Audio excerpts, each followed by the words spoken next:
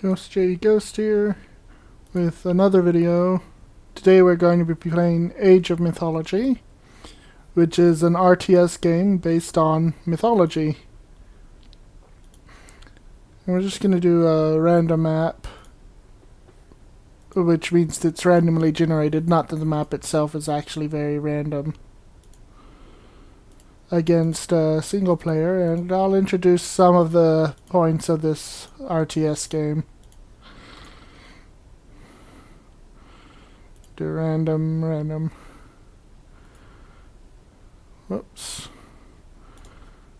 So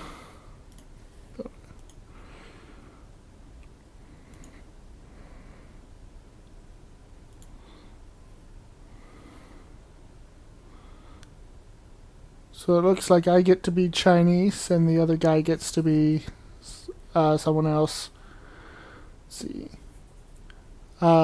So at the top of the screen you've got your god powers, which advance each age. You get a different one depending on which deity you choose to advance to. But the first one for this particular Chinese character that I got isn't actually very useful. Chinese actually are the hardest ones to play because they require the most setup. But this one revives villagers that died, which is not very useful. If your villagers are dead, you did something wrong. But the Chinese can make gardens, which will, over time, produce one of any resource per garden. And you can select which resource it uses instead. So, you always start with 3 or 4 villagers, which you should send immediately to work collecting resources. You got gold, you got food, and which ones? And wood. Wood's the other one. And you see these cows over here. They have right here a food rating that goes up. If you bring them to your village, that food rating goes up faster, so you get more food by farming the cows. I also have a couple of scouts, which I'm going to send in the corners of the map. It's a very basic RTS game, but what makes it interesting is the mythology aspect of it. You've got a population cap. See right down here, it says I've got 6 out of 16. Houses are needed to add population. You can only build 10 houses though. So if you want more population than what you would get for that, you have to actually capture settlements. Which sometimes there's a lot of settlements, but sometimes there's only 1 or 2 settlements. And everyone starts with a settlement unless you're in a game mode that doesn't do that. I'm going to go ahead and make more villagers so I can farm things faster because it's very important.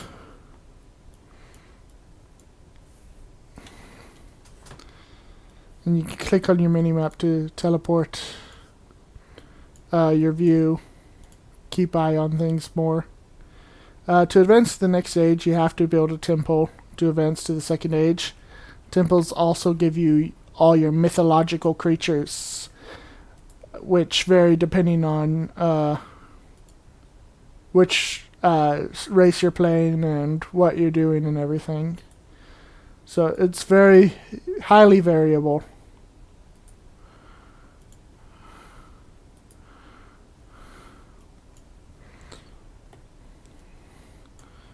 See, scouts haven't found anything yet.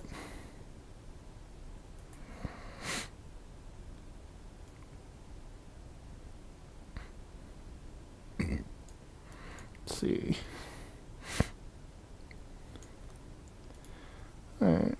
we build our temple. Let's see. I'm going to build a storage pit up here, which will let them drop food and gold and wood there instead of in the village. Save them some trip. And it'll also let me build improvements that'll let them gather resources faster.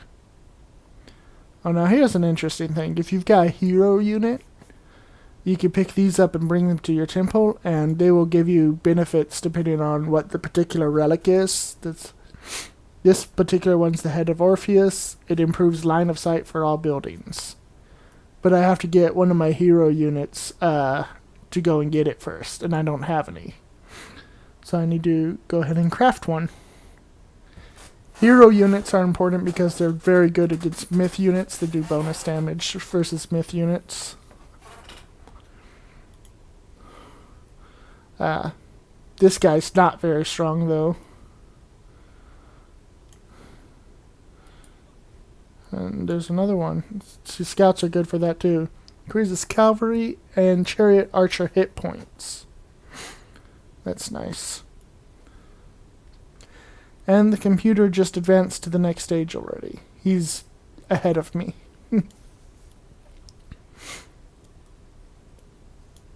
Oh.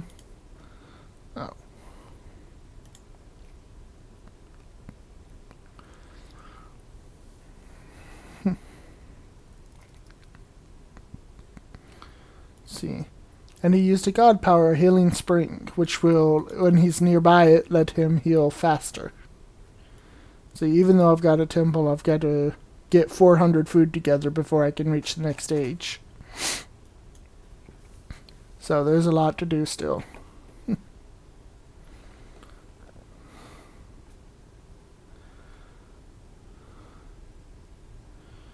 And just to speed this up, I'm going to cheat some.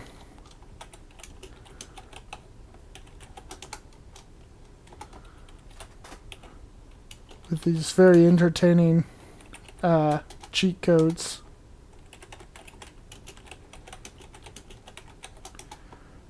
Which will let me build things a lot faster and keep things moving a bit.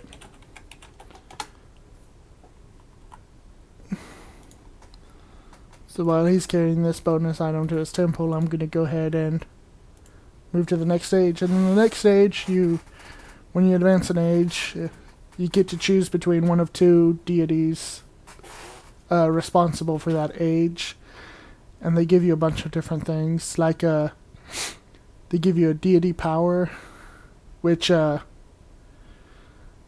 see on the left I've got Barrage, which calls down arrows from the heavens. And on the right I've got, I can target a group of human units to fill their ranks. What that does is, you target a group of non-mythical units with this power, and it will grant you randomly 3 to 5 more of that unit.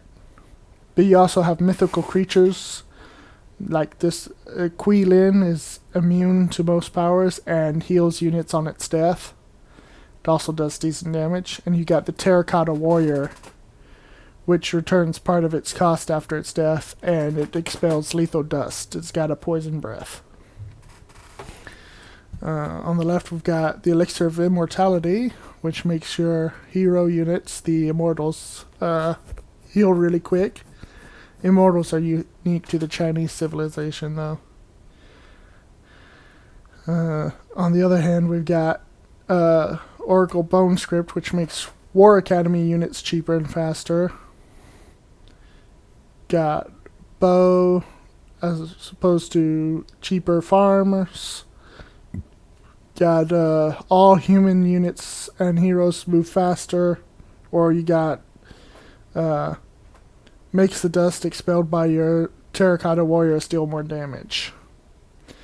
Which, you shouldn't be stone armor to do that. That's not intuitive, but whatever. I'm going to do with Shangyi's improvements and get the Quilin. And so when that's done filling up, the age will advance, and I will get her mythological unit here. automatically for free, and then I can also build more later, so that'll be useful. Meanwhile, I can build this acupuncture research, which will let my peasants regenerate, which is good because they're the ones that are farming everything. And I'm going to add 3 more peasants just because.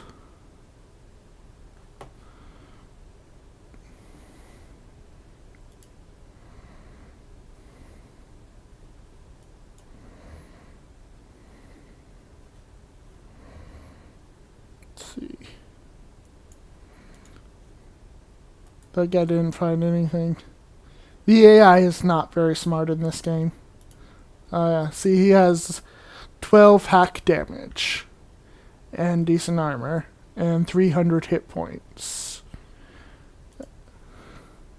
So we're gonna go ahead and build a war academy and compare that to a regular soldier here in a second.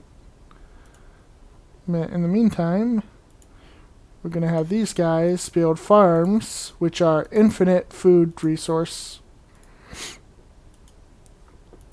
And now that we're at another age, we can more advance these watchtowers we started with.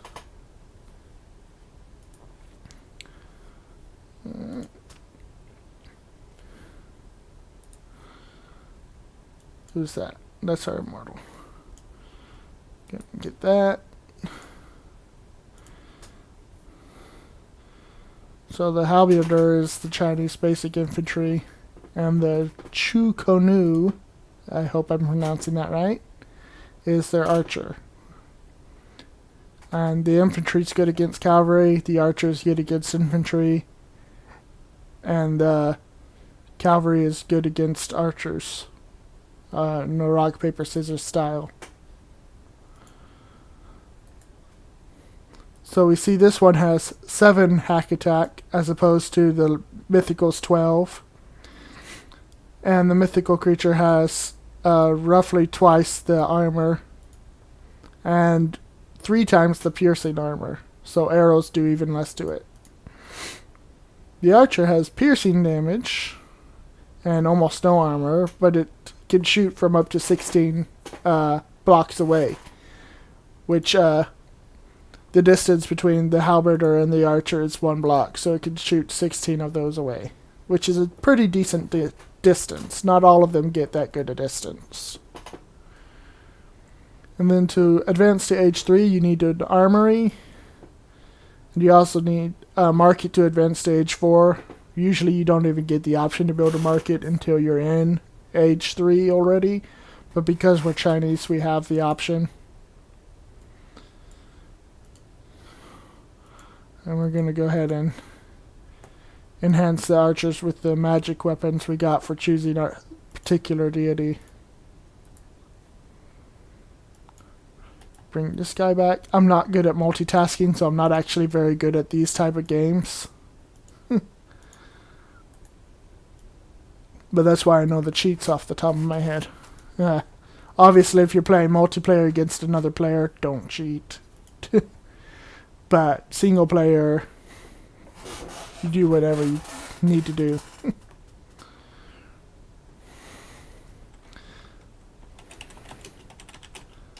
Oops.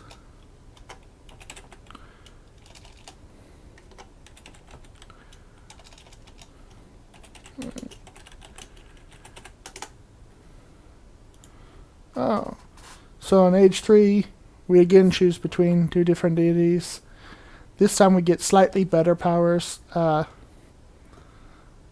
the left-hand side, all your buildings and units construct and train faster for a little while. That's really good if you're doing like an archer rush or something. And geyser just targets anywhere to spawn a geyser, which actually is a water attack that does massive damage. And for our myth units, we got the War Salamander, which can fight on land or water. You do have naval battles in this game. Or the Pixu, who's a winged lion that generates gold while he fights. But you've also got of those options. I would normally say that this guy Hebo is better, but Debugong also gives you house altars, which increases the rate at which gardens generate food, wood, gold, and favor, which is very important because you can have up to 10 gardens generating like every second 10 more things of whichever resource you set it to. So I'm going to choose him. So you can set the resource right here. You cannot set the resources independently. All gardens are always working on the same resource. In this case right now it's favor.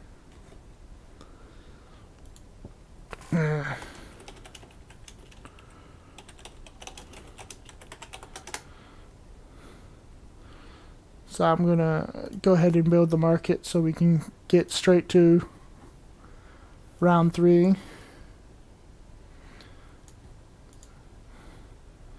And this guy has this. Is the armory, gives you weapon damage and hack and pierce resistance as you research more. So very important.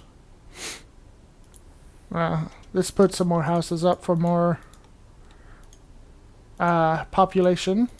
Very important.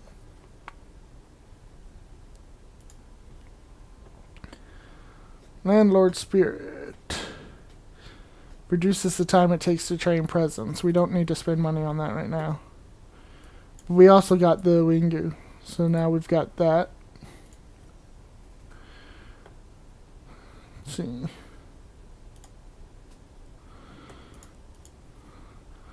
And because we advanced in age, we can now do more research with our guard towers. I'm just going to pause the game real quick.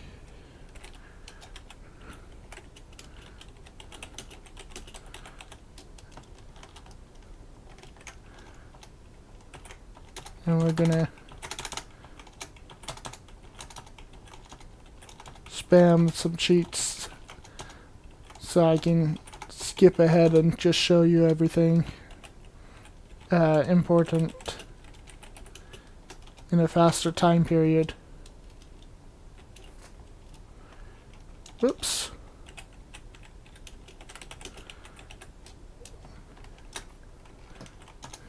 And if you're wondering how I'm doing this without clicking anything, Control C is copy and Control V is paste, so you just have to select whatever text you're doing.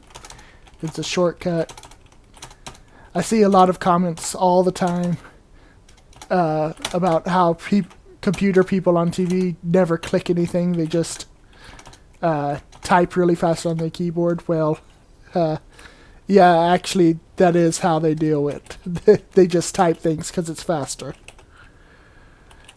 And because they know the shortcuts. Like, I can type a whole bunch of stuff in an instant. Instead of having to wait for it. So now I shouldn't have to stop gameplay anymore. Let's take a look at the enemies. Right now, see they've got this watchtower here. It's not developed as of last time I checked it. So it should be easy to attack there safely. Oh, and they're sending a scout, which... And it looks like they're playing Norsemen. And Norse actually gain favor by attacking or getting attacked, so even though I'm shooting him, it's helping him generate favor, which will let him build myth units. Which I can also build more of. I can build more of these lions or more of these fox cow creatures. I don't know. I don't actually play Chinese all that often. I usually play... Okay, advancing to Mythic Age. This is really cool. Mythic Age is when you get your most powerful deity powers.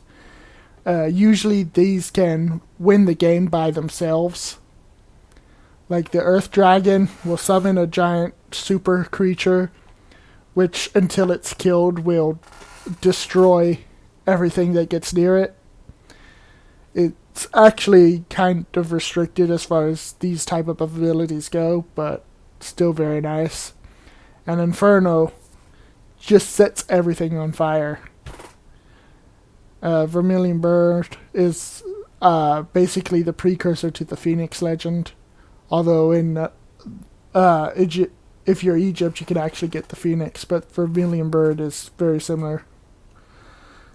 It causes firestorms, and of course you've got the White Tiger, which jumps on enemies. I'm going to go with the Inferno. Yeah, see, because this thing's undeveloped, it can't actually shoot arrows at my scout. And even though it's going to take my scout a while to actually kill it, he will actually kill it without reprisal.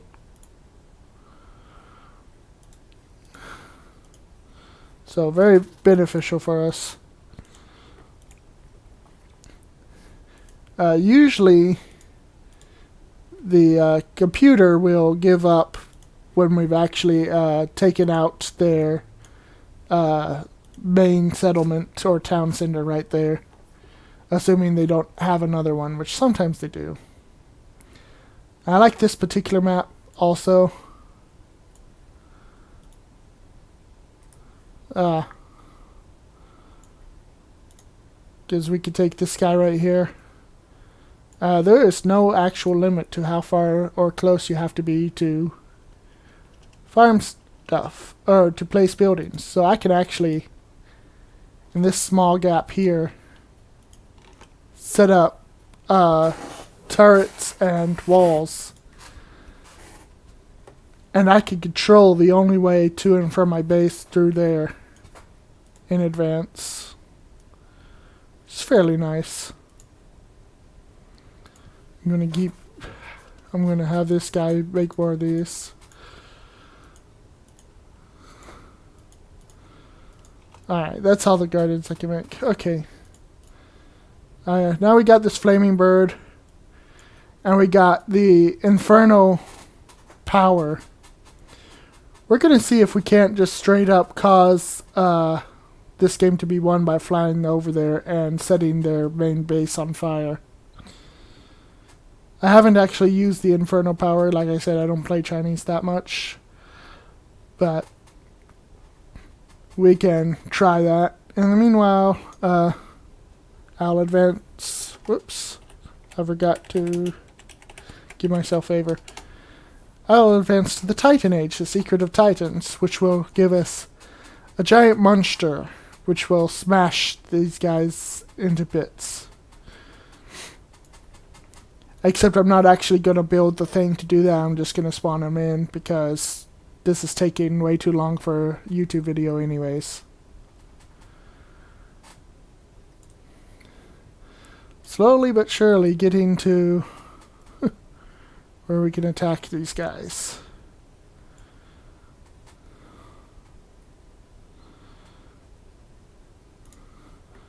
I'm actually going to have the arrow storm ready first, because I'll probably see regular enemies long before. Yep, there's some regular enemies.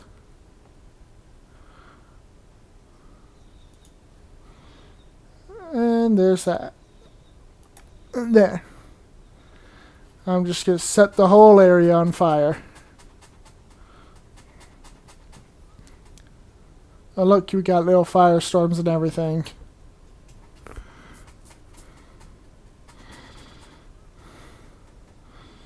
Alright, well that didn't do as much damage as I had hoped it would. A lot of the times those attacks will straight up destroy everything. But maybe I can send these guys in to finish it off real quick. Alright, and we defeated... So now, in the game when you get this, you see that percentage sign, you fill it up by having as many... having as many of the peasants work on it as you can. Eventually they build it and unleash a titan. Which is a giant creature. I'm not going to wait for that. I'm just going to summon him right now. Which is this big guy here. And he has 7,000 hit points. Does 70 crush damage, which is super effective against buildings. and it takes almost no damage. 90% resistant to hack attacks, 95% distance to pure slammers. Combine that with 7,000 health, this guy is not going to die anytime soon, and he's going to do lots of damage to their buildings.